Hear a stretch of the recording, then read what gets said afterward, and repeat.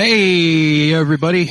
Welcome to another exciting episode of Crimes, Killers, Cults, and beer. And beer. Just two crazy Florida men drinking beer and talking about true crime. I almost did it. Drinking crime, talking about true beer. But, and why not? So, yeah, why not? That's Todd. And that is Bill. And, but we got a special one for you. We got a special one for you guys. We already have another episode recorded that we're going to push back for two weeks because we got something special. And we'll tell you about that right after I ask, what the hell are you drinking, Todd? Oh, my usual, rum and Coke in my powder blue sippy cup. Powder blue sippy cup. I'm drinking water. Water. Bud Light. So yeah. So let's tell you what we have. Like I said, we had another episode that was scheduled to come out, next after the movie, the horror movie episode. But that particular episode, it's kind of not, it's a good episode. Don't get me wrong, but it's the Toolbox Killers. But we, it doesn't really live up to the craziness that we do. We were kind of, I don't know. We were trying to keep it serious on that one because it was such a dark episode. But the thing about it is the horror movie, real life horror, Brian Trumbull is not really being received all that well. So I figured, okay, we got to do something that's going to be freaking awesome to get people's interest back again. So I came up with a good idea. It's not a two-part episode, it's two related episodes. First episode, this episode is on Sammy the Bull Gravano, the Mafia hitman who was basically responsible for bringing down John Gotti. And then next, the following episode, we're going to cover John Gotti. His entire story. So there's going to be a little bit of overlapping between the two episodes, obviously. But, obviously. Yeah. But we're, in covering John Gotti, our buddy Vic Ferrari is going to, be joining us.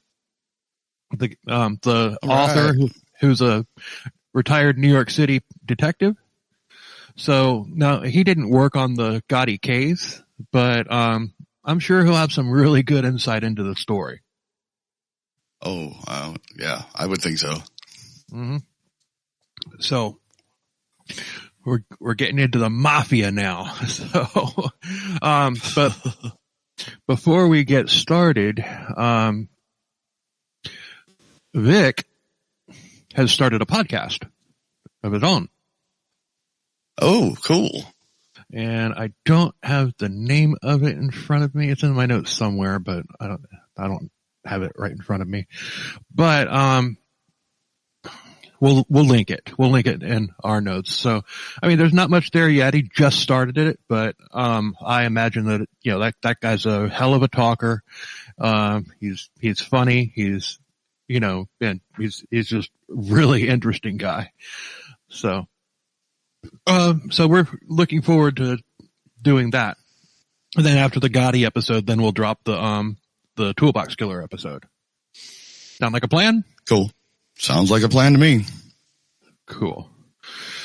So, do you have any ado? I already did mine. No, I don't. I do not have any ado. Oh boy. So this is a quote from Sammy. We're just going to start off with a Sammy quote. I'm loyal to anybody. Unless you fuck with me, betray me, or do something crazy, then I can become your worst nightmare. I admit it. I want to eat you alive. That was a quote from Sammy the Bull Gravano, the Mafia hitman. He was the most feared mobster at the time. He was also the highest ranking mobster to become an informant or a rat. Rat. In 1992, he testified against his former boss, John Gotti, among a lot of other people. So, yeah, this interesting case, to say the least. So, this testimony was instrumental in bringing John Gotti down. And this is also another botched witness protection case like Mad Dog Pruitt. The episodes that... Okay. Actually, wait. You weren't on that one. We did that one with Mark. But we did cover him on the Last Meal episode briefly. Remember the one that we ended with? Yeah, and then the following week I did an actual episode with him. So yeah, this is actually another botched witness protection case.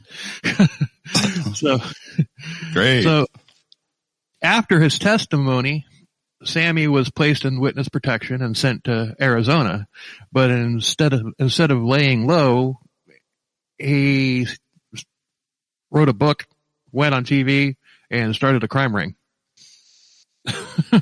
Well, I guess because you do that. Yeah. So. Oh boy. In February of 1970, dude, this slight digression here. It's one of the reasons why I love Futurama so much. There was this one episode where they're, you know how they had the robot mafia, and I remember that. One of the characters was Sammy the Mechanical Bull Gravano. You know what? I remember that one. I do. Yeah. That's one of them that I've actually seen. That's awesome. Yeah. I actually first heard about Sammy the Bull back in like the early 2000s on there was a Maxim article about him. And it touched briefly on what he had done in New York with, the Gambino family and everything, but the main thing was his story about what happened in Arizona. And so that's kind of been covering him has kind of been on my mind ever since we started the podcast. I've always this is one of the ones that I've always wanted to do. Right. Dude, Maxim, is that even still around, that magazine, anymore? I don't know. I don't know if it is or not, but,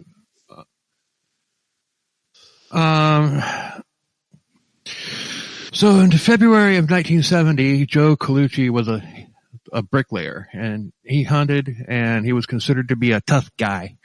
And he was friends with Sammy the Bull, like good friends. And Joe was part of the crew in the Colombo crime family. He was a family man who loved his kids. And one night, some mobsters wanted a night out on the town, so they brought Colucci with them on a Mafia pub crawl.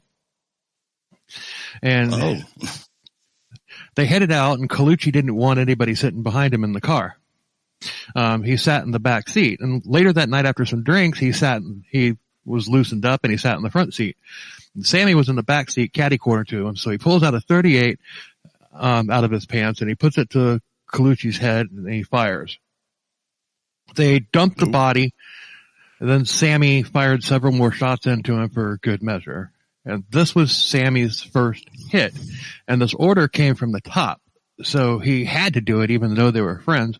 And Sammy said that he felt no remorse. He said the easiest thing was actually pulling the trigger. Okay. Nice guy. Yeah. Yeah. So that, of course, earned him respect from the top brass in the crime family, and he quickly became the Colombo family's top hitman.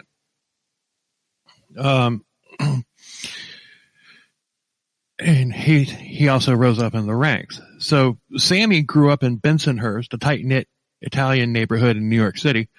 And his father wanted him to steer clear of the mob guys. But of course, Sammy began hanging out with them anyway. Kind of like A Bronx Tale. Yeah. Remember, that was such a good movie. I think there was elements of that in Goodfellas too, wasn't there? It's been so long since I've seen the movie, but I know that story was prominent in A Bronx Tale, And I think that it might have actually been maybe loosely based on Sammy's childhood. Yeah. Could be. But I think in Goodfellas, I'm pretty sure that Henry Hill pretty much wanted to be in the Mafia. It's like that was his whole goal in life. Yeah. So, like nobody told him not to do it. He hung around with people that would get him in. Okay, I guess. So it was mainly a Bronx Tale. Yeah, I think. Yeah, it's been so long since I've seen either one of those movies. Though. Holy crap! I have to watch them now.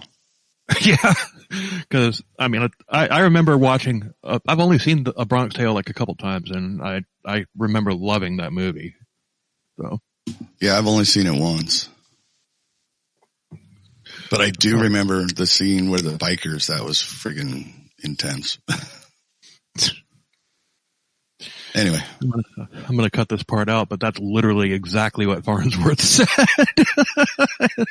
Oh, really? About the bikers? Yeah. Irony. Oh, wow. Okay. Yeah. So Sammy was dyslexic and he was bullied because of it, and that toughened him up. When he was 10, his parents got him a bike and some kids stole it, and Sammy tracked them down. And the kids were older and bigger, and he fought all of them. And sure, he got his ass kicked, but he kicked their asses too. Okay, yeah. So. You think I look bad, you should see the other guy. Right. But he did a number on those other kids. And a group of mobsters came over and they broke up the fight, and they made them give Sammy back his bike, and give me my $20. Fair is fair. Fair is fair. So one of the kids called Sammy, a bull when he was fighting everybody. He was like, oh, he's in there like a bull. And that was the origin of his nickname, the Bull. He didn't just name himself the Bull, like Mad Dog. Right. Or that's BTK funny. with a list of nicknames to pick which one you like the best. I like these.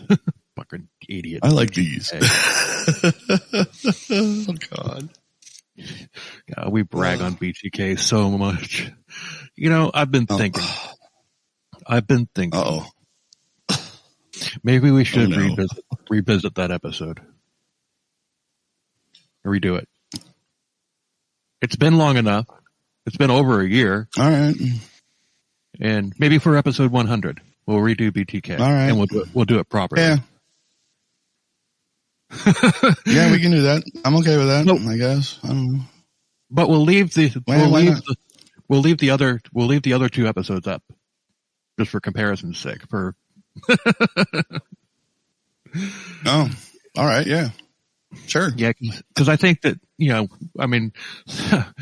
I made it through that fucking Gertrude Banaswecki episode. I can make it through anything, and that episode was just so rough and all that stuff. And yeah, that was a tough one. Anyway. But yes. Okay. So yeah, we're going to redo BTK. Yay, BTK. Fuck you, BTK. Yay. And I'm not going to be I'm not a rookie podcaster anymore, BTK. Yeah, right. Fuck, chucklehead. I'm going to tear you a freaking new one like you freaking deserve. Hell yeah. So episode 100 will be BTK. Redo. Redux. Redux. Yes, that's my favorite word, redux. I use that a lot, especially early on in this adventure that we're on here. Yeah. So Sammy joined a gang called the Rampers, and they were kind of like they were a low-level gang that carried out robberies and stuff for the actual mob. It was like a minor league farming team. Where if you actually did a really good job, you could actually move up into the big league. And Shorty Sparrow a member of the Colombos noticed Sammy, and he brought Sammy in as part of his crew, and Sammy, of course, was more than happy to oblige. Right. So back to Colucci. There was a lot of commotion about Colucci being killed, and Sammy and another mobster showed up at Colucci's house, promising his wife, "Oh, we're going to find the guys who did this, see?" "We promise. We're not going to let this go on, but we're going to work with the police. We're going to find who did this." Right.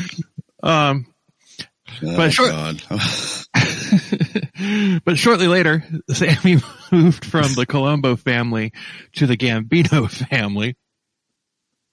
And the Gambino family was the most powerful of the 5 families. So, ordinarily if you defect from one family to another, that's going to piss off the one that you defected from. But if you're going from a lower level one up to a higher level one, a more powerful one, you'll be like, tough titties. Yeah, right. What are you going to do? Yeah. So Sammy gets on with Frankie, for the man named Frankie DeCiccio. DeCiccio. He was a respected big money earner, and he was a capo, not a capo. Capo is something that goes on a guitar, right? This is a capo. Yes. He was very close to DeCiccio was very close to Paul Castellano, who was the new boss of the Gambino family, because the old boss had died. He wasn't murdered; he just died. So we're going to touch on Castellano quite a bit here later in the story. All right. So Sammy started a construction company that did very well, and he was making money from it as well as from the mob family. And of course, he was skimming, laundering money through that and everything. But still, all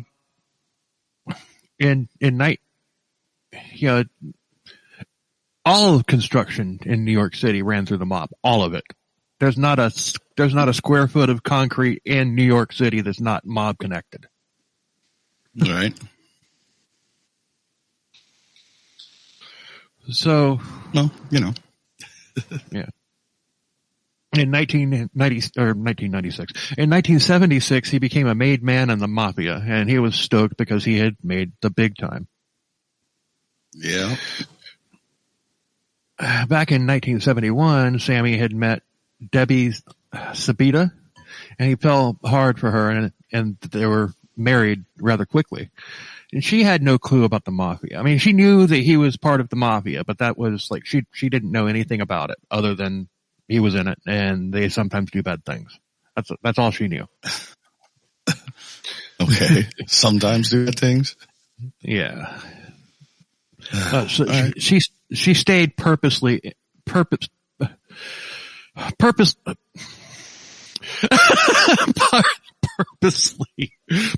ignorant. I'm not sure if that was 3 or not, but I counted it as 3. I'm not sure if it was 3 or 9.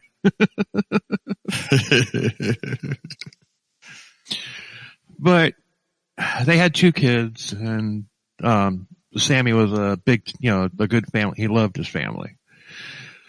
But of course, when you become a made man, the Mafia is your family. It trumps your other family. So, but there were problems that arose with this, and his brother-in-law, Nick Sabita, he was a wannabe wise guy. Uh-oh. He was one of these freaking chuckleheads that hung around Sammy and all of his friends because, it's my brother-in-law, see? And yeah, he was just basically leeching off of it, Sammy's, reputation of it. I know Sammy the Bull Gravano. He's my brother-in-law. Yeah, right. And, but he became a cokehead, and he was becoming a nuisance. And one thing that you don't want to do if you're hanging around with the Mafia is become a nuisance. Yeah, that's something you definitely don't want to do. No. So when word of this nuisance got back to Boss Castellano, that's not a good thing. When the top guy hears about you, you know, you don't want to piss. That's not good. You don't want your antics getting back to the big boss. No, you do not.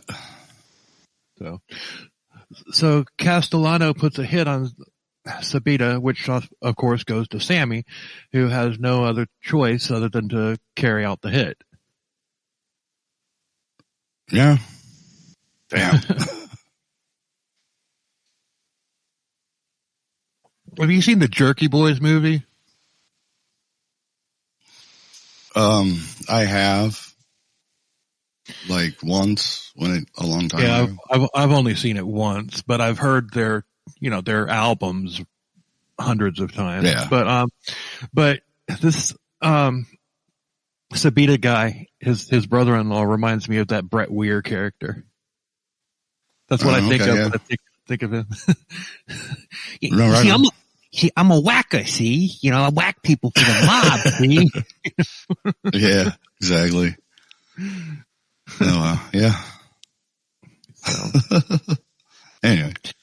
So they take Nick outside the city and he's whacked. They took him out, across the Hudson River out into that area, where it's just like if you're driving down 95 heading north, to the left is a bunch of flat, swamplands or whatever, and the New York Jets and Giants football stadium. And then to the right is the river in New York City. So, if you're going out there into that wasteland, hey, let's go for a ride. What do you say? And you start heading that way. Once you cross the George Washington Bridge, if heading out of New York City over to the New Jersey side, unless you're going to a Jets or a Giants game, this is not a good thing. Yeah, very true. That's probably not even a good thing if you are going to a Jets or Giants game, but anyway. Yeah, I was just going to say something like that. I was just going to say it's just like, okay, you're taking me to a Jets game? Just take me a little bit further out there and just whack me, please. I don't want to see Aaron Rodgers throw a bunch of interceptions. And now the Jets and Giants fans hate us. Oh, well, here we go. Oh, I didn't say anything bad about the Giants, just the Jets. Well, okay. Well, then there's the Jets fans. Yeah. Well, the Jets fans already know that I'm a Dolphins fan, so they already hate me because of that. Yeah, good point. So they take Nick outside the city, and he's whacked. And they chopped up his body and they put it in garbage bags and they scattered the garbage bags around to various dumpsters throughout the city. And then all of a sudden a stray dog found one of the hands and was munching on it. Oh, brilliant. And they obviously took the hand from the dog and the dog's just like, the fuck am I supposed to eat now, you fucking asshole?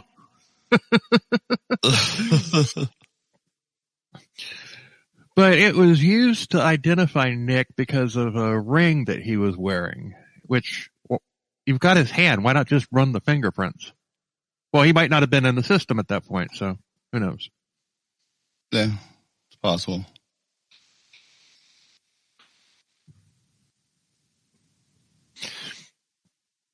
So, Debbie, Sammy's wife, finds out, and Sammy has to play the same, we're going to get whoever did this, see, act that he used with Colucci.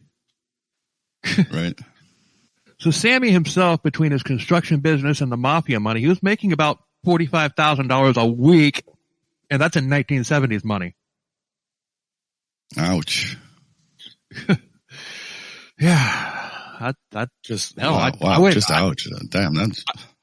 I wouldn't mind making $45,000 a week in 2023 money.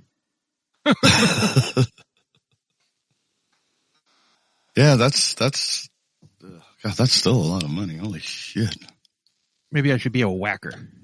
45,000, right? 45 comma 3 zeros. Yep. Okay. Wow. Dude, I don't even make that in a year. I make more than that in a year, but I am paying for it physically. Well, yeah. So it would take me like 2.5 years to make that kind of money. But anyway, the Mafia, like I said earlier, the Mafia made money off of every bit of concrete that was poured in New York City. But now Sammy had his own crew, and in September of 1980, Angelo Bruno, he was the head of the Philadelphia mob, he was murdered.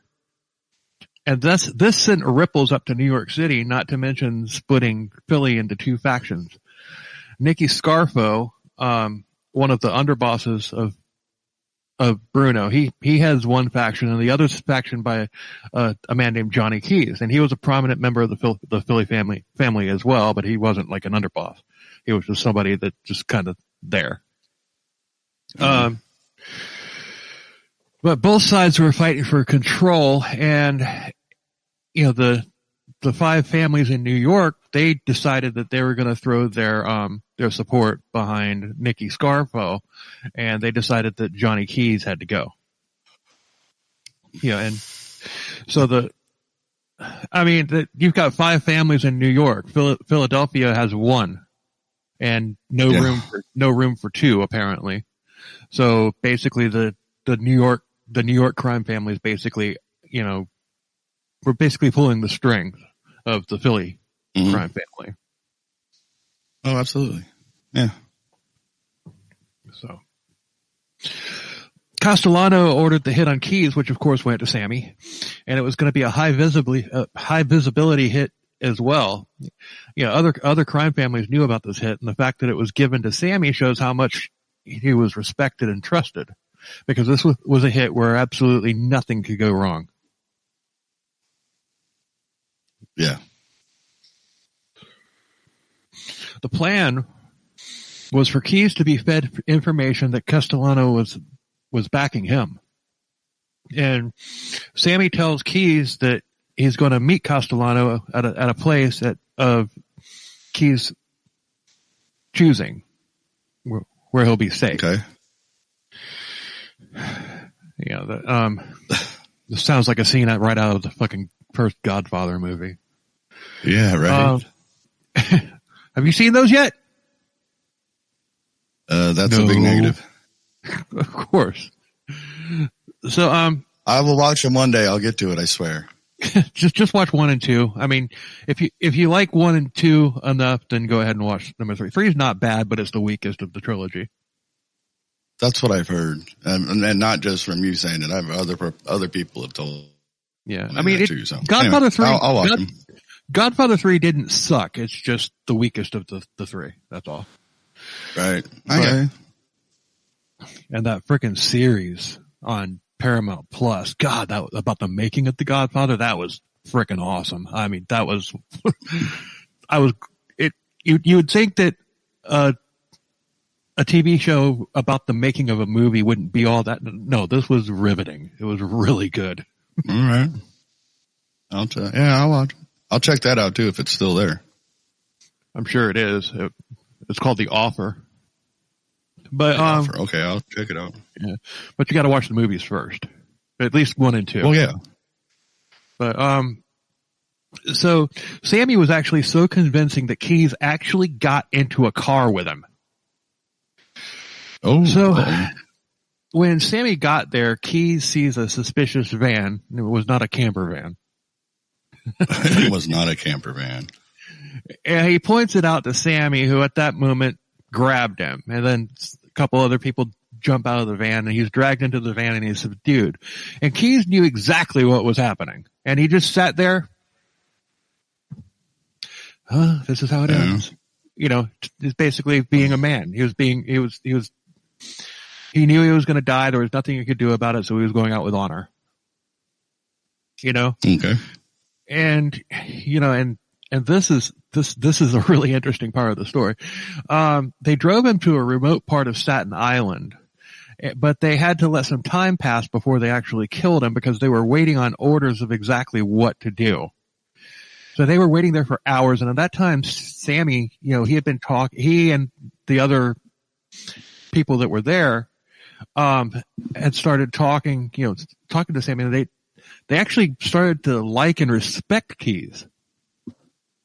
Uh-oh.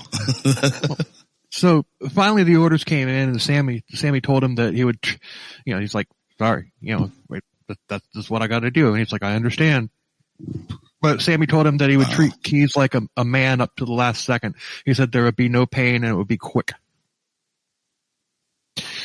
Keys had two requests. He wanted to die with his shoes off because that's how he promised his wife that he would go, meaning that he would die at peace, preferably in his own home. But, if you got your shoes off, basically you're just going to just die in peace, He didn't, he didn't want to be, he didn't want to get killed and, after being held in a camper van for 10 hours. After being held in a camper van. Yeah, all right. I can see that. So, and the second request was he wanted to be killed by a made man. So, Louis Melito, he was the one that carried out the hit, and he shot him in the back of the head with a .357. That's quick and painless. Yeah, that'll do it. Yep. But all of the men, Sammy, Louis, and everybody else that was there, they all had remorse after this hit, because they had killed what they all wanted to become. Yeah. They really, he really got to them. I mean, that was probably the only hit that Sammy ever carried out or was part of or whatever, because he only confessed to one actual killing. And that was the Colucci guy at the beginning. But he ordered and was part of many more, which we'll get to later. So Sammy, in the 1970s and 80s, the FBI had become very aggressive on the Mafia, and they formed 5 squads, one for each New York City family. New York City? Get a rope. New York City. So Sammy owned a successful discotheque in Brooklyn. Why not? Yeah. It was that time. Yeah. I swear that with all the pointing and everything that the people did when they're disco dancing and all that stuff, it's because they were tripping on acid. They're just like, look at that. Look at that. Look at that. Look at that. Did you see the size of that chicken? We're in the spirit world. Dude, I don't know what happened to all the LSD, but did you see the fucking dragon in the kitchen, man?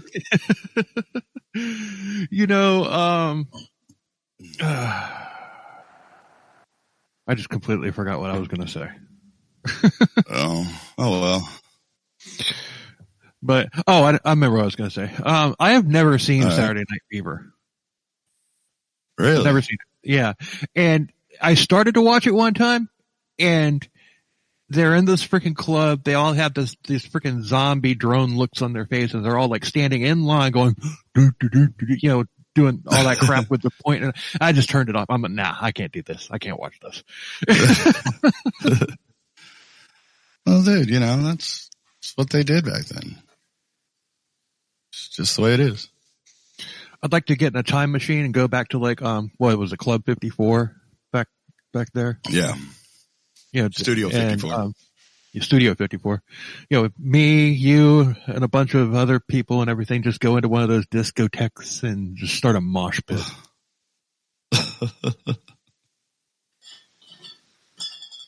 Dude, they would never let us in, man. Are you crazy? Yeah. Show up in black and all that stuff. They would, yeah, dude. I mean, we're friggin' nobodies, dude. They wouldn't let us in there. We'd be the ones standing in line while everybody else got let in past us because, like, we don't know you guys. Piss off. You don't get to come in here. Yeah. So yeah, we'd stand outside and just going, God damn this place. Where's fucking CBGB's at? Let's go there. Yes. Yeah, right. I'd rather go there anyway. Is that place still around? I think it's gone. Yeah, but it lasted an awful long time. It did, but yeah, from what I understand now, I believe it closed. I'm not 100% sure. I think you're right. But I think it's closed. Anyway. So, a man named Frank Fiala showed up, and he was European, rich, and in the drug business. And he opened up a club right across the street from Sammy's club. And he and Sammy immediately had beef. You know, he felt that Yeah. He felt that Frank wasn't showing him any respect. And he likes Sammy's club, and he offers Sammy $1 million for it. And they hashed out a deal. You know, Sammy had actually agreed to sell. $1 million? All right. Sure. Take it. Yours. Wow. But the whole time Sammy was getting even more irritated with Frank. And one day, before the transaction had actually been completed, Sammy shows up at his club and goes into his office, and sitting in Sammy's office at Sammy's desk with his feet up on Sammy's desk was Frank. Oh.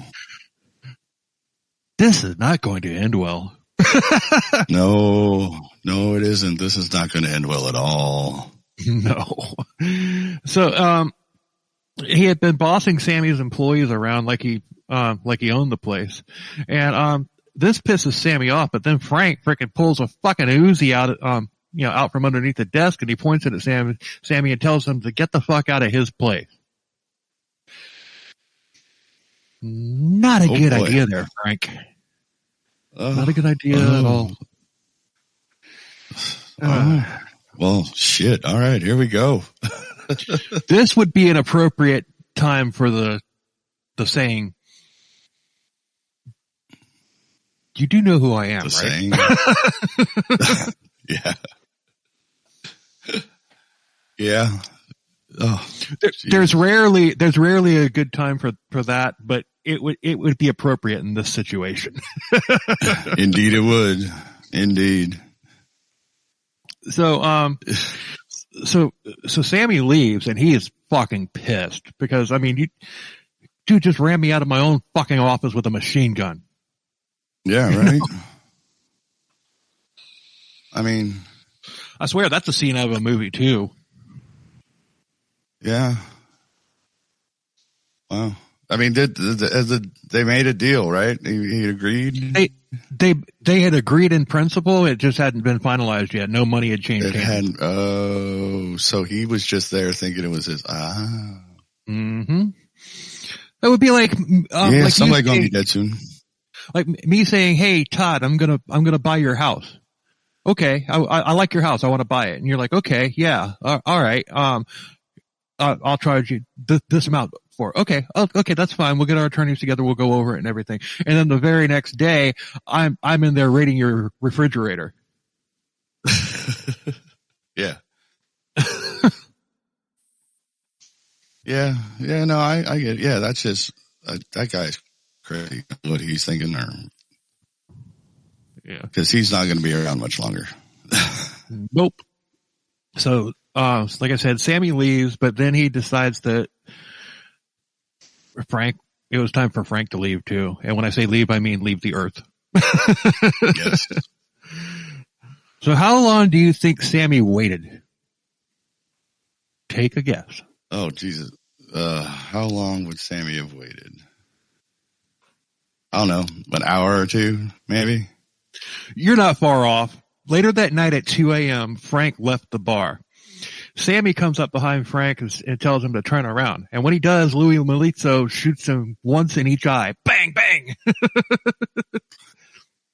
And then Sammy went up and just spit on the spit on Frank's dead body. I swear that they need to make a movie about this guy. They need to. Yeah, if they haven't already. They were going to, and we're going to get to that. All right. But this was an unsanctioned hit, which was a violation of policy. Because the boss has to know what his people are doing. Oh yeah. I mean, so if you want to whack somebody, you got to at least go tell the boss, hey, I want to whack this fucker, and this is why. And Castellano would have probably been like, all right, whack away. Yeah. That motherfucker did what? Yeah. So word gets back to Castellano, and Sammy's scared because, according to the creed, the rules and all that stuff, Castellano was well in his right to have Sammy taken out for this. Yeah. But Sammy was a smooth talker, and he talked his way out of it. All right. I'm going to say good for Sammy. Right. For the simple reason of what he does later, and how, and helping to bring down John Gotti and others, so it's just like, okay, he did serve a purpose. Yeah. But, this story, what do you think of the story so far? Oh, I'm enjoying it. I mean, I know who most of the players are in this story, because who doesn't? Everybody knows that story. But, like the details that I didn't, like a lot of the details I don't know, and it's good. Right. I'm enjoying it. Yeah, I knew the specifics about how he went against Gotti in court, and he was a rat. And then because of that Maxim article that I read, I knew about what he did in Arizona. But, but ever since Castellano had took over the Gambino family, lots of people were unhappy with how he ran it. See, Paul Castellano was a white collar guy and more of a businessman than mob boss. And he was respected simply because of his title and not much else by quite a few people, within the upper brass of the family. Mm-hmm. He had a completely legitimate poultry business that the mob didn't touch any of. It was just his. And a lot of people felt like he was out of touch with them, and they're probably right. But in the summer of 1985, Castellano suspected that one of his capos, John Gotti, who we will be covering next week with Vic Ferrari, was dealing heroin and other narcotics, and this was against the rules. And it was considered a death penalty offense to be dealing in drugs like that. Not because drugs are bad and good. But it was because you're more likely to get caught with drugs because they're a physical item that you could have on you, literally. That's why. Yeah. It's like, okay, you get, unless you're caught in the act of murder, you're going to get away with it at least for a while, At least for a while, yeah. And if you have a gun on you, so what? But if you've got a trunk full of freaking crack or heroin or whatever, guess what? That's pretty damning evidence. I would say so, yeah. So that's why they didn't like the drug trade. That makes sense. Totally. Mm-hmm. So John Gotti was a captain in Queens, and an associate of his, Angelo Ruggiero, had taken over his brother's heroin ring. I don't know if his brother died or just said, I'm out, or what. But this guy had taken it over. Angelo was known for not being able to keep his mouth shut, and he had the nickname Quack Quack because of it. Quack Quack. Quack Quack. I love it. Oh, that's so good. So the FBI bugged his house, and because he kept running his mouth and all that stuff, the FBI bugged his house, and they got all of the drug information that they needed because of the fact that he was just talking freely with whoever was in the house with him about his drugs and all that stuff. And they also got some organized crime information about the Gambino family as well. All right. Now, this didn't get Gotti indicted, but it did get his crew, his immediate crew, indicted. So the FBI then bugged Castellano's house as a result of this information. They were able to get a warrant to bug Castellano. So, but Castellano was set to make a move against Gotti to take him out, but Gotti made the first move. All right. Yeah, well. I haven't done the notes for the Gotti episode yet, but I have a feeling, this is obviously where the two episodes are going to kind of overlap each other. Yeah. But Gotti knew that if he tried to do this himself, it would be a death sentence. So, but he also knew about all the discord from people against Castellano, and he knew that if he got enough people on board, he'd have a much better shot at taking Castellano out. So he went to Sammy Gravano first. Okay. Sammy was wondering why he should stick out his neck for John Gotti. It's like, who the fuck is this guy? My Italian accent is hit or miss. Sometimes it works, sometimes it doesn't. It did not work that time. Sometimes it's good, sometimes not so much. Yeah. So, but as far as Sammy was concerned, it's like everyone had issues with Castellano, but Castellano was making money, which is the primary goal of a mafia family, is to make a shit ton of money. That's it. That's why they do what they do. Yeah. To get rich. But, so everybody was making money under Castellano. So it's just like, yeah, he's a fucking pain in the ass, but shit, I'm rich because of him. Mm-hmm. But he's also talking about taking out a boss, which is a major no-no. You don't take out a boss. Another thing that we learned from, we learned from the freaking Philadelphia thing. It's like, you take out a boss, guess what? Lots of other people are going to get whacked too. Oh yeah.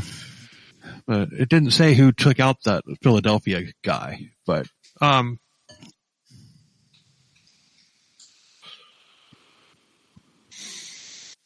you take out somebody in New York City, a boss in New York City, there's 4 other crime families that are going to be coming for you. Oh yeah. So, Sammy told Gotti that he was gonna talk to his close friend, Frank DeCiccio, and if he was on board, Sammy would be on board too.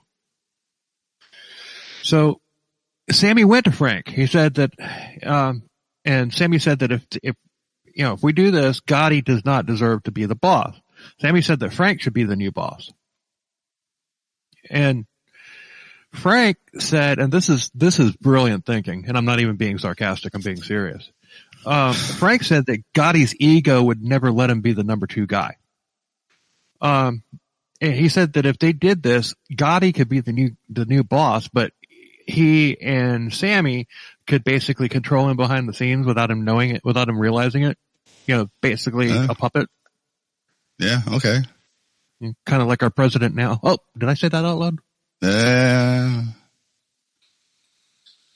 I ain't cutting that out. I am not cutting that out.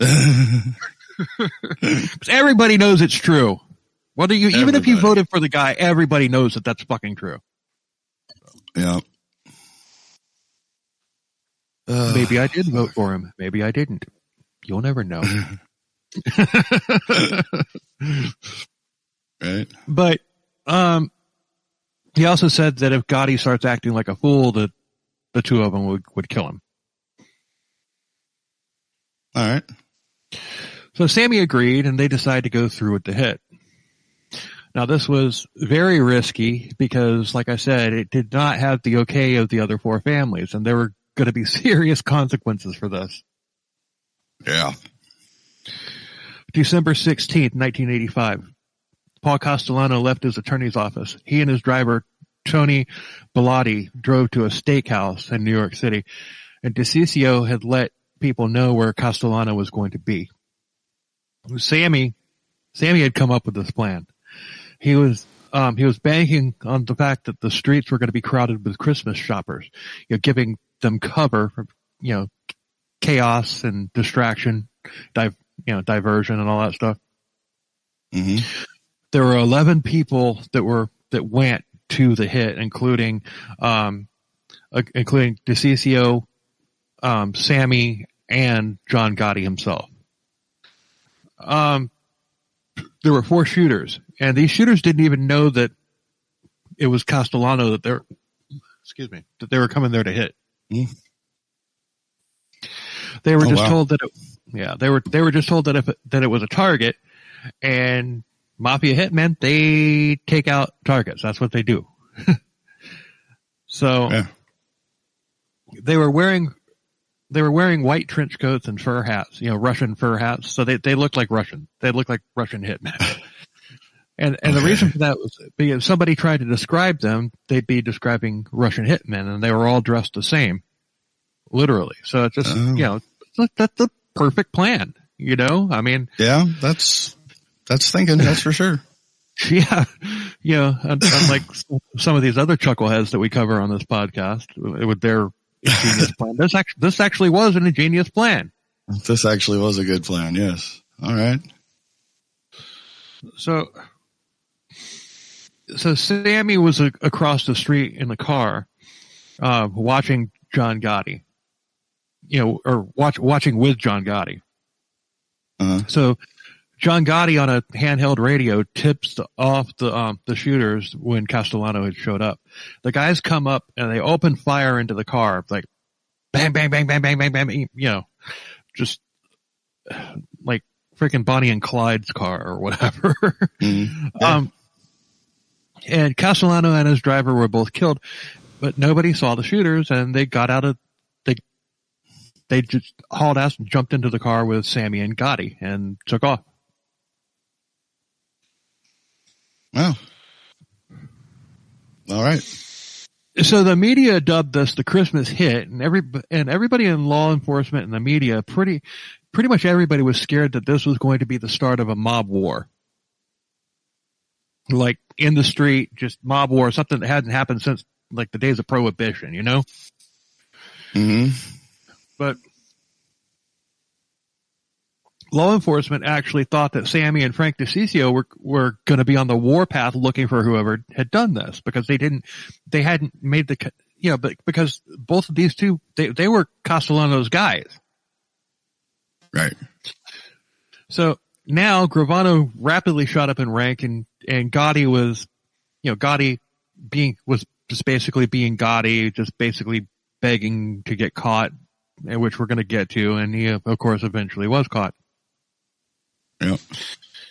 Sammy had participated in at least 8 murders when Castellano was whacked. And police and the media quickly linked John Gotti as the heir apparent to the family, to be the boss. And this was when the mainstream public was first introduced to Gotti. Oh. So Gravano was promoted to capo, and DeCiccio became the underboss, which is the number 2 guy, the vice president. Mm. And this kind of surprised law enforcement, because as far as they knew, Gravano and DeCiccio, like I said, were Castellano's guys. So they began to theorize that Gotti had gotten to Sammy and Frank, and that they were the ones who had actually carried out the hit, and they were right. But at the time, all it was a theory. That's it. So part of the blowback of this hit was that it pissed off Vincent Gigante. Does that name ring a bell to you? Yes, it does. It sounds familiar. Vincent Gigante was the head of the Genovese family. And he was at the Springfield prison. Yeah, he was the old man in episode 26, Larry Hall and James Keene, that episode is turning up in yet another one of our episodes. Wonder if we can get James Keene to come on. I don't know. Maybe. That'd be cool. But part of Sammy's testimony and everything is what got Vincent Gigante thrown into prison. So, all right. So that's crazy. I didn't see that coming when I was when I was writing the notes for this, because it's like, yeah, here we are bringing up Larry Hall again, which for some reason, like we say, it is our freaking, by far, our most listened to episode. You think it's because we keep bringing it up? I doubt it. So Gotti went to Gigante claiming that he didn't know what had happened to Castellano, and the captains after the the hit had voted him in. And Gigante, the old man, he was fine with that, but he also said that somebody's going to have to pay for that little thing that happened there. All right. That little thing. I love it. Taking out a mob boss is a little thing. Yeah. Oh boy. 4 months later, who do you think the person that has to pay for that little thing is mentioned in this? Has already been mentioned. Who do you think it is? Who do you think the target was? Frank? Nope.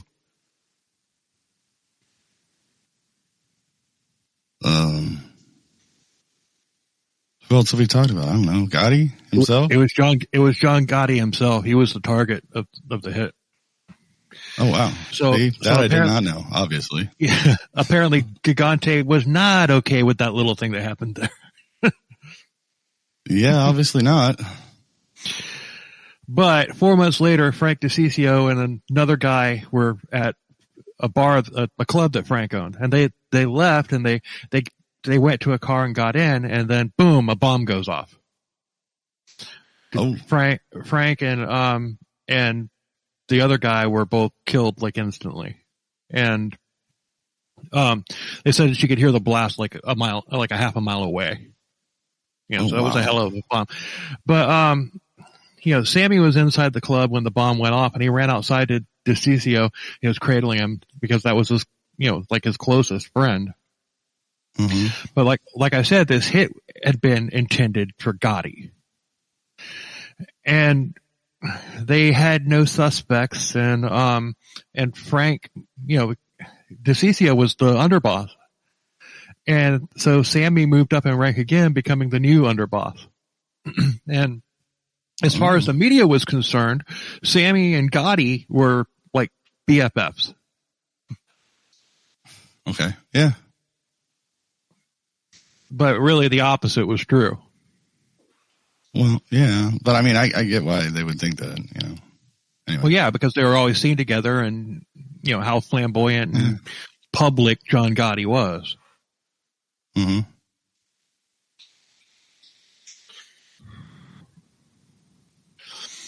So, their relationship was starting to crack, and Gotti had misjudged lots of people, and specifically and most importantly, he had misjudged Sammy Gravano. Gotti, as we all know, was more of a celebrity than a mob boss. And it's like they had gone from this guy that was more businessman than mob boss to a guy that thought that he was a fucking movie star as a mob boss. So it's just like, the plans for whacking Castellano was a very sound plan and everything, but it's just like, that's just like replacing, I don't know, replacing a disciplinarian boss with a fucking idiot. Yeah, pretty much. Oh boy. But he thought he was a star. He was buying super expensive clothes, manicures, styled hair and all that stuff. But what was worse was that he was shining a spotlight on the Mafia, which none of the other crime families wanted, not to mention Sammy. Sammy liked the fact that, he liked to lurk in the shadows and stay out of sight. Mm-hmm. But also, Sammy knew that if Gotti had got in trouble, he'd be in trouble as well. So an attorney in Brooklyn brought an indictment against Gotti. He and 6 others were charged under the RICO Act, which stands for Racketeer Influence Corrupt Organization. Sammy knew of a juror who he could get to. So Gotti agreed that Sammy would deliver $60,000 to this guy, which would result in at the very least, a hung jury. So this juror got the other jurors to agree that the case was too thin, which actually led to an acquittal of John Gotti, who was staring at a possible 40-year sentence, and now he was free. And this led to the name Teflon Don, because as we all know, Gotti beat 3 criminal cases against him, cases from assault to racketeering, not to mention his involvement with that heroin dealer that he bounced from. So this made the law enforcement look foolish. They had egg on their face. God, I can't wait to get into the episode about Gotti. This one's fun, but I found out so much about Gotti on this one. Imagine how much we're going to find out when we actually do the Gotti episode. Oh yeah. And imagine what Vic knows. No shit. Yeah. Even though he wasn't involved in it, I'm sure he knows some shit. And or at very least he's going to have some opinions that you or I wouldn't come up with. And we're going to have to kind of do that episode as quickly as possible because, he's a busy man and everything. Yeah. But that's fine. We can, whatever.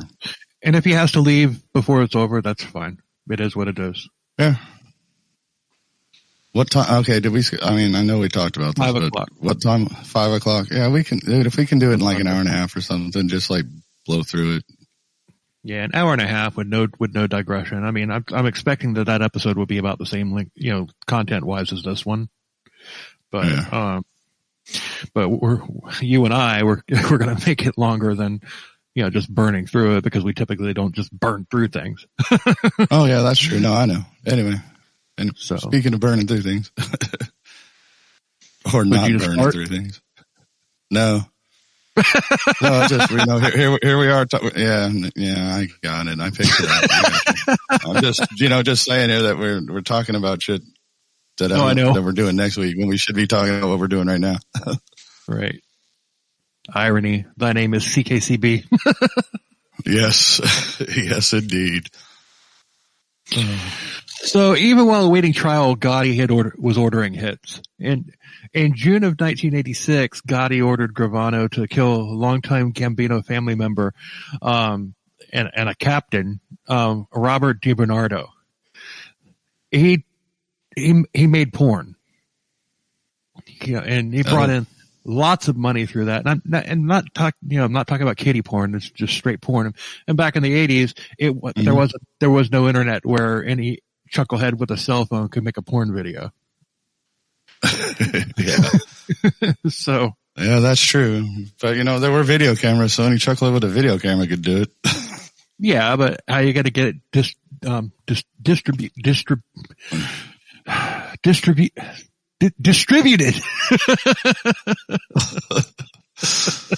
Yeah, you got a point there. Yeah, it had to go through somebody. You can't just upload it to Pornhub and yeah, there was none of that going on. So,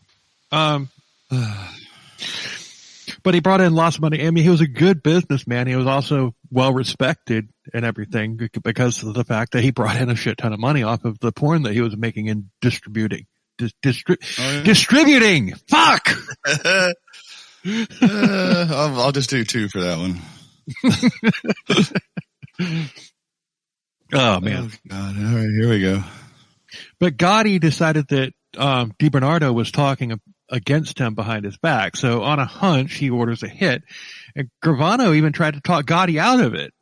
But Gotti wouldn't back down. So they brought DiBernardo to a meeting in Sammy's office, and he sat down across from Sammy, and while he was talking to Sammy, another hitman came up from behind him and shot him in the back of the head, and this body was never found. Of course not. They probably had a fucking trunk full of lye and everything for him. Yeah. Anyway. God, can you imagine if there were alligators in the Hudson River? Or in that grassy, swampy area where the Jets and Giants It could be. There's not. It's too cold up there. Alligators wouldn't survive up there. They wouldn't survive one winter. But yeah, alligators. Yeah, but I mean, dude, I've heard stories of like saltwater crocodiles and stuff ending up there. Like even it's isolated. So I don't know. I don't know if salties can handle the cold better, or if it was just like a one-off thing. I don't know, but I've heard stories about it. So I've heard stories about it too. It just they're isolated. But can you imagine if alligators flourished up there in New York City the way they do here in Florida? I mean, I see alligators every single day. I see multiple alligators every single day. And you know, there'd be a lot more unsolved crimes up in New York City if alligators were up there like they are here. You know? Yeah, alligators never mind. I'm not going to go there. Well, why not? We're heading there. Yeah, alligators are a good body disposal system. Yeah, but we love our alligators in Florida. We do. We respect them. They're delicious. But the FBI made Gotti a top priority, and they were determined to get him. And there was a club called the Ravenite, which is a pretty cool name for a club, if you ask me. The Ravenite? Yeah. I dig it. And Gotti made that his base, but the FBI had it bugged and under constant surveillance. But what they didn't know is that, you know, because they weren't getting anything from him from the club. He wasn't talking business in the club. What they didn't know was that Gotti had an apartment upstairs, and that's where they did the business. How did they? Okay. So they found that out. They found that out. I'm guessing they sent somebody in plain clothes and everything, and just to kind of watch Gotti. And it's like, oh, he's going upstairs. He's going upstairs, and it's been 3 hours, and he's not back downstairs. That's probably how they found out about the apartment. Yeah, probably something like that. Yeah. So they bugged that apartment, and Gotti would talk freely about their business in that apartment, and they literally had all the evidence that they needed to get him. But put a knife in that. All right. Because they don't, and we're going to get to why. Yeah. Meanwhile, a trusted member of Sammy's crew, Louis Molito, he started slipping away from Sammy. Their friendship was declining. They had started together, but Sammy was light years ahead of him in rank, and Louis was jealous. He had just been passed over for a promotion that he was supposed to get, and he would have gotten if Castellano was still the boss. So he starts running his mouth about Gotti, and when that happens, Gotti doesn't appreciate it. And I wouldn't think so. It got to the point to where Gotti didn't order the hit on Molito. Sammy went to Gotti and asked for permission. He's like, "Can I take this fucker out?" He's like running his damn mouth. And Gotti agreed. All right. That was his buddy. I mean, it wasn't. Yeah. Wasn't like DeCiccio. All right. So they were at a meeting in Sammy's office, and somebody came up from behind and shot him in the head. Once again, the body was never found. So Sammy has an MO.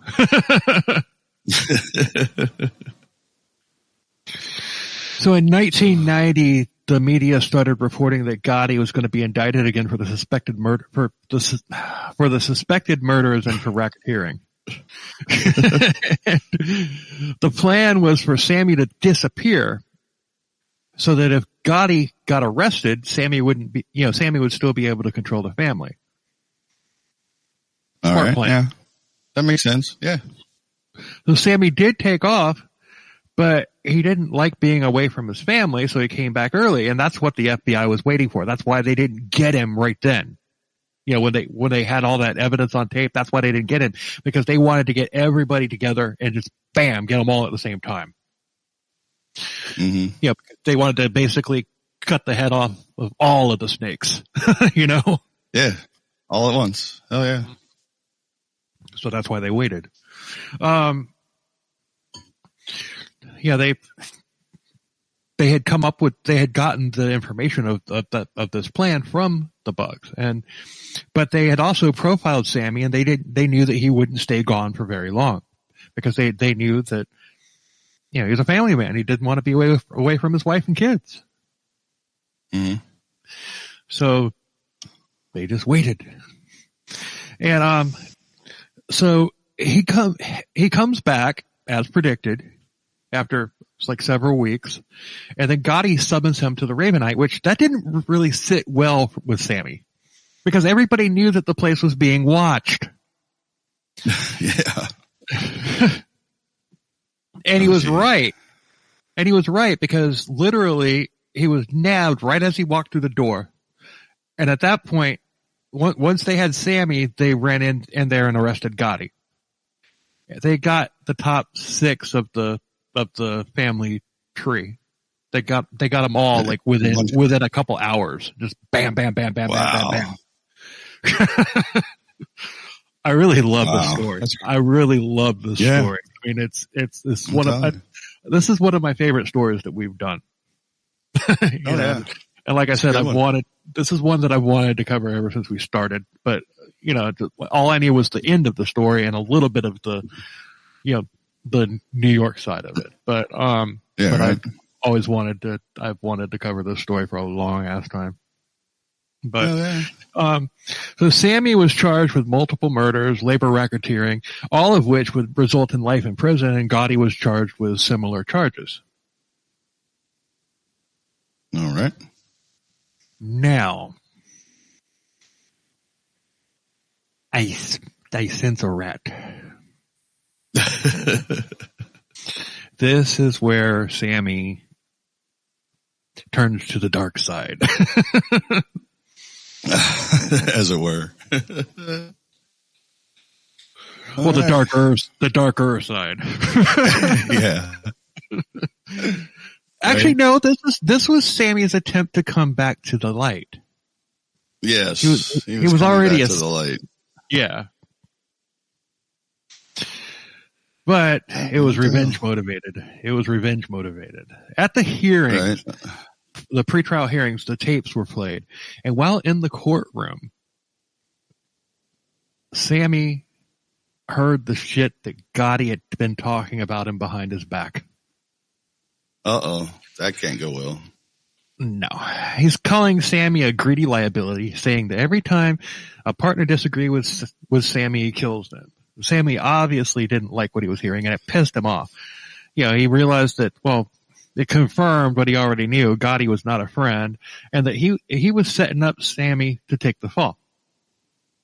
Oh, yeah. So, Gotti's lawyers had set up a very strong case against Sammy, and Sammy wasn't going to have it. Of course not.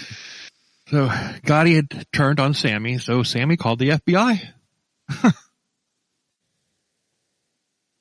Yeah, why not?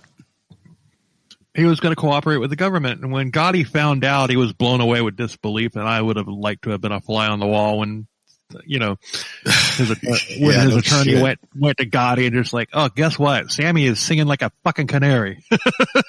Yeah. That would have been funny to watch. Yeah, that would have been awesome. Mm-hmm. Oh boy. I mean, Gotti was a piece of shit. Well, but so was Sammy, but still.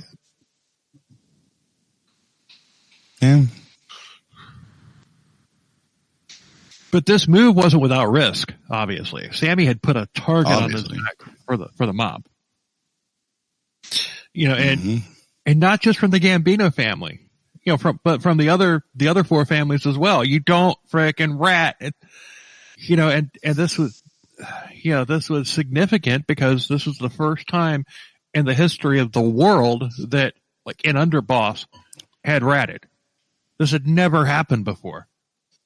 Yeah. So, so they kept him in a secret location in Quantico, Virginia, while they gathered his testimony.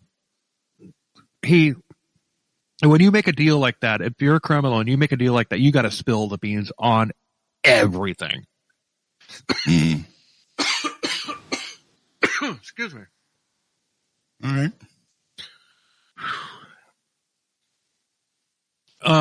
He admitted to being complicit in 19 murders, but he had the attitude that the victims committed suicide because they broke the rules. They knew what they were getting into. Okay. Well, I suppose that's one way to look at it.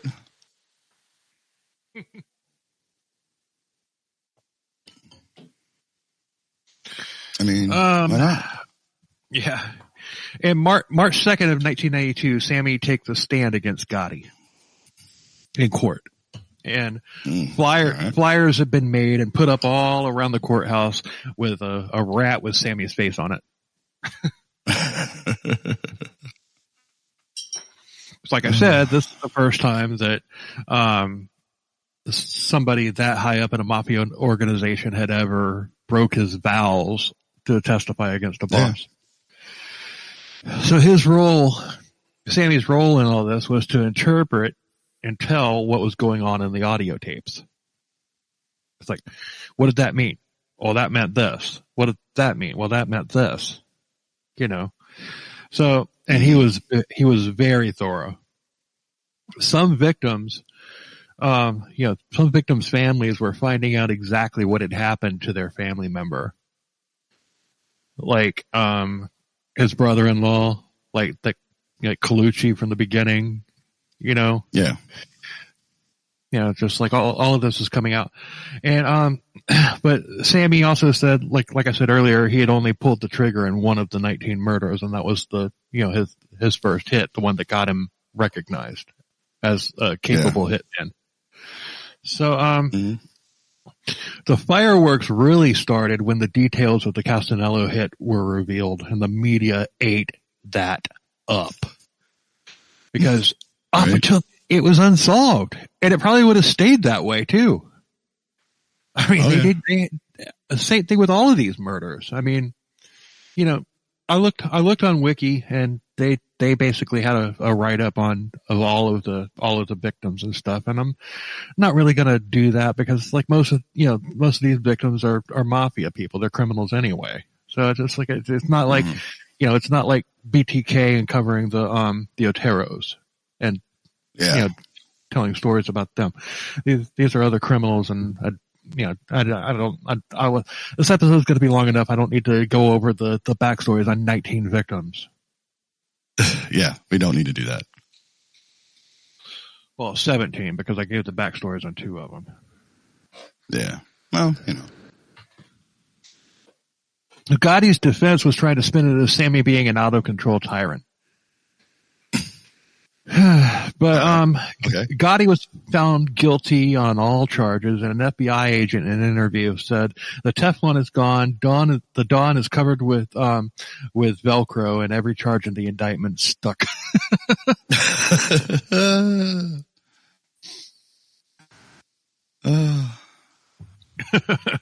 All right. Gotti got murder and racketeering.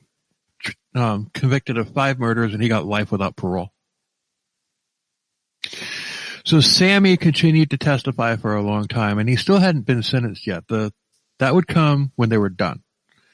You know, and finally he was sentenced to 5 years in prison, but he didn't serve any time. It was basically time served. Yeah. Gotti, of course, wanted him killed, and there was a $1 million bounty put on his head. $1 million. $1 million. Yes. Only $1 million, huh? Yeah. And what year was this again? I forget. 92 or 93. Dude, that's not a lot of money, even in 92 or 93. I know. It's like, this is 92 or 93. You could ask for a lot more. Yeah. Anyway. So, $100 billion. Wait, this is 1993. That kind of money doesn't even exist yet. That money doesn't even exist yet. Oh boy, here we go.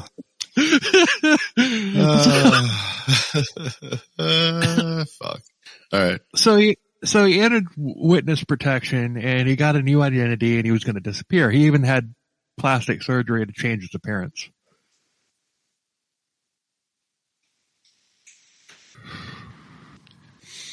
You know, does that really work? What, the plastic surgery? Yeah. I mean, does it really change? I mean, well, okay, we've seen what happened to Michael Jackson, but that's not what I mean. Okay. You know, I mean, like, never mind Michael Jackson. Never mind Michael Jackson. What about Madonna? Yeah, you got a point. All right, I guess it does. Never mind. I mean, she doesn't even look human anymore. Yeah, you're right. All right. So yeah, it works. Yeah. Okay. Yep. I'm good. Never mind. Don't know what I was thinking. So, he was shipped off to, Tempe, Arizona. And we're going to get to that shortly.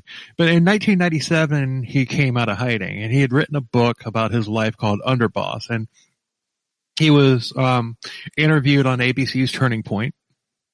And he had confessed against Vincent Gigante, which, like I said before, landed him in the Springfield, mental facility for criminals, along with Larry Hall. And white boys. So he stood to make lots of money off of his book as well as a movie that was planned. And families of the victims sued him under the Son of Sam law, which prohibits criminals from making money off of their crimes. Oh, yeah. Son of Sam. We'll get to him eventually. I threw that in there just for you, Todd. I know. That's why I laughed.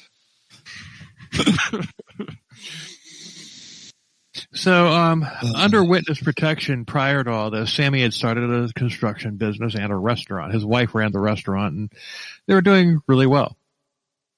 But all right, he got unmasked by an Arizona reporter. And this might have been what, prompted him to just say, fuck it. You know, the Arizona reporter just basically outed him. And, but through all of this, Sammy had wanted to keep his son away from crime. And he had been critical of John Gotti for making John Gotti Jr. a made man in the Mafia. And I actually remember that, when that happened.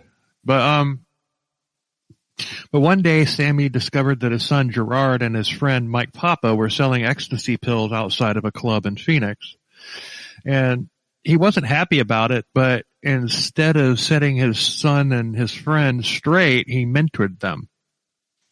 And then before too long, they were carrying guns and dropping Sammy's real name to intimidate other local drug dealers. So Mike actually beat up a drug dealer who had ties to the Israeli mafia. And two, after a lot of fighting back and forth, the two called a truce. They had a meeting with Sammy, like basically mediating it at the restaurant that he owned, where Sammy says, I own Arizona. It's all locked down. Nobody sells pills in Arizona without coming through me. All right. The DEA and Arizona police began wiretapping Sammy and bugging him. You'd think that he would have let it go. You'd think, but yeah.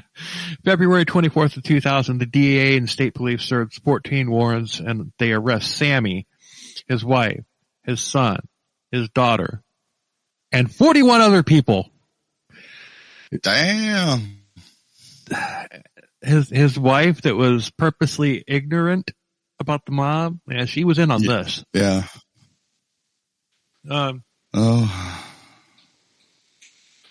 They had been distributing 20 to 30,000 ecstasy pills per week just in Phoenix.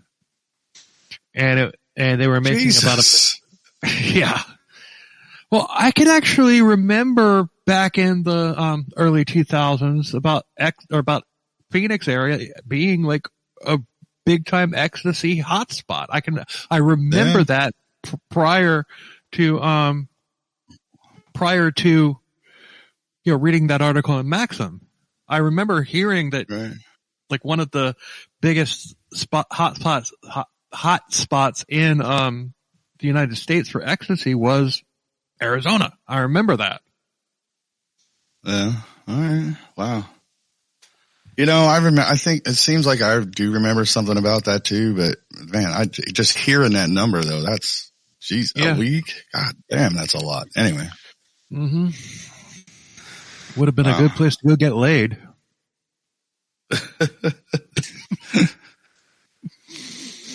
Fire up that time machine. We're going to 2000 Arizona. Phoenix. Oh God. All right. Yeah, let's do it. When the FBI agent, got the call, the one that had basically been heading the operation against John Gotti and all that stuff, he got the call and heard about what Sammy had done. He was like, no way. He can't be that fucking stupid. He was that stupid. He was that stupid. Yeah, I was going to say, yeah, you'd like to think he wouldn't be, but. Yeah. Jeez. So, he's charged with running a drug ring, and he actually said in court on camera, cause I saw a clip of this, he actually saw that, like, hell, in my history of crime, this is a minor thing. This ain't no big deal. Yeah, he's not wrong. But yeah. Again, he's like, you know who you're talking to? Yeah. Oh, man. This is nothing. It'd be like anyway, all right. It'd be like if Hitler had actually been captured and then somehow doesn't go to prison and then later on gets arrested for a traffic violation. Yeah. Okay, maybe Hitler wasn't the best analogy. Yeah, that anyway. Richard Ramirez, how about that? Okay, we'll go with him. BTK. Yeah. Since I'm coming for that fat fuck. Yeah, right.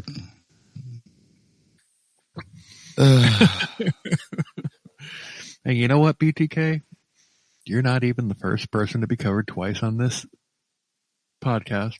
The first person covered twice on this podcast is going to be John Gotti. Yeah. Oh, and William Cruz. Which I am working on editing that video. Well, not right at this second, but I have it. I'm working on it. Okay. It took a minute. For some reason, the first time I tried to do it, it didn't fucking get the whole video. Like the last 10 minutes were gone. So I had to do it again. Anyway, but it's all there now. So everything is good. Yeah. So by the time we do BTK, it'll be the third time. So guess what, BTK? You still suck. Yeah. Okay, I hate that. Anyway. Oh, man. In a stroke of irony, this arrest saved Sammy's life. It really did. Yeah, okay. Because since he came out of witness protection and basically started doing the same shit that John Gotti was doing, making himself out to be like a star and all that shit. Yeah. There was a working plot to kill him because they knew where he was. Oh, yeah. Well, you know. And this was from the Gambino family, and they had gotten very, very close to him. They were literally days away from killing Sammy with a bomb, like days away when Sammy was arrested. Jesus, talk about lucky. Holy crap. Yeah. Well, the ending of the story is going to really blow your mind. But Arizona couldn't figure out who Sammy was getting his supply from, but New York figured it out. He was getting them from a New York wholesaler who had ties to the Israeli Mafia. Which kind of makes me wonder if that whole fight with his son was kind of staged just to open the door. Like Sammy knew who the guy was, and he was just like, Gerard, go start beef with this guy so that we can talk to him. You know? I mean, that's just my thought. That's just my thought. Yeah. That's interesting though. I never thought about it like that. Yeah. That's a possibility, I suppose. Yeah. Possibility. Or it could have just been like just completely random, and then when Sammy figured out who this person was, says, all right, we need to smooth things out. It's one or the other. Yeah, exactly. But because of the fact that these ecstasy pills were coming from New York, that now made it, brought in federal charges on top of the state charges due to the drugs crossing state lines. So, they were going to plead guilty, but the prosecutors wanted a trial showing how he had started a mafia of his own in Arizona. Which he essentially had. Well, not even essentially, he literally had. Yeah. So he got 20 years in prison with supervised release for the rest of his life. So in 2004, Arizona forced Sammy to hand over all of the profits of his book to the families of the murder victim, and that turned out to be $420,000 total. I'd be happy with that kind of results from my book.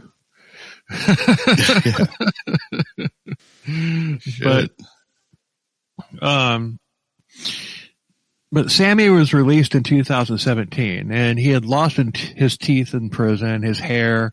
He had contracted Graves' disease, which is a very severe thyroid disease, and he had spent a lot of his time there in prison in solitary because everybody knew that he was a rat. Yeah.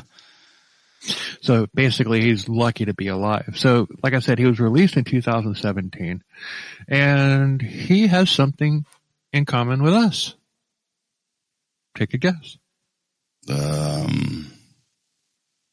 She started a podcast? Yep. You got it.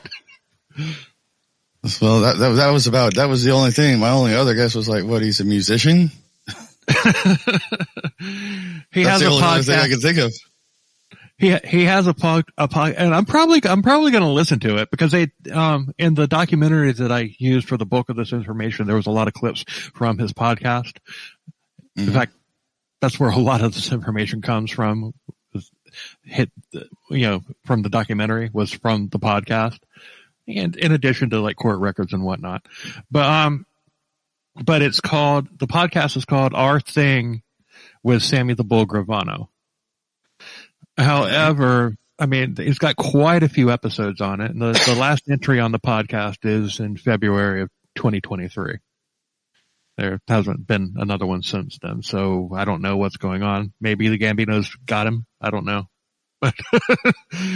But there wasn't any information about him, about him dying or anything like that.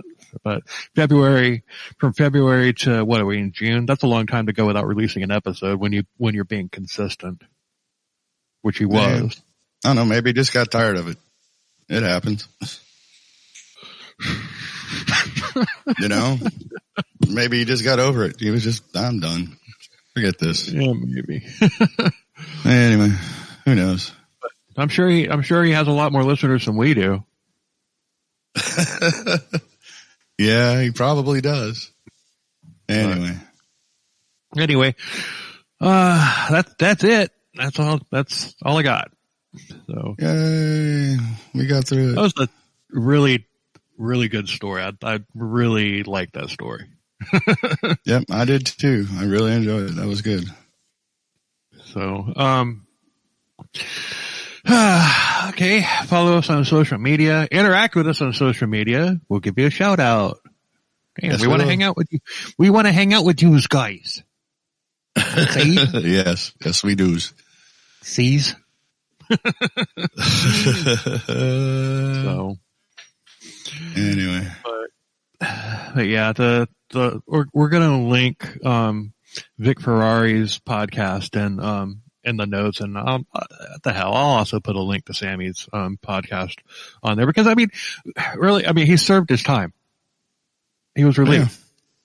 Yeah. So I mean, it's just, I mean, I'm not one of these people that just like, oh well, still fuck him. He did his time and he was relieved. Yeah. It's not like, it's not like freaking Lawrence Bittaker and Roy Norris that kept getting arrested, rearrested, and let out, and let out, and let out, and let out, only to become like sadistic serial killers. This guy, he did his time. So shit. I mean, I'd like to think that if I did something stupid, for whatever reason, and I, got sentenced to a good, lengthy term or whatever, I'd like to think that when I got out, it'd be like, okay, well, you did your time. Yeah. Well, you'd like to hope so anyway. Yeah. Because, I mean, he did his time. He did what was required of him. So, I'm not saying he's a good guy or anything like that, but I am saying that he did the time that he was convicted of. But then again, there's a lot of people that, that think that he should have done a hell of a lot more time for his involvement in those murders. And I can see that. I can totally see that. But he made a deal and he brought down one of the biggest freaking, mafia leaders in the country. Yep. So, I mean, he did what was requested of him.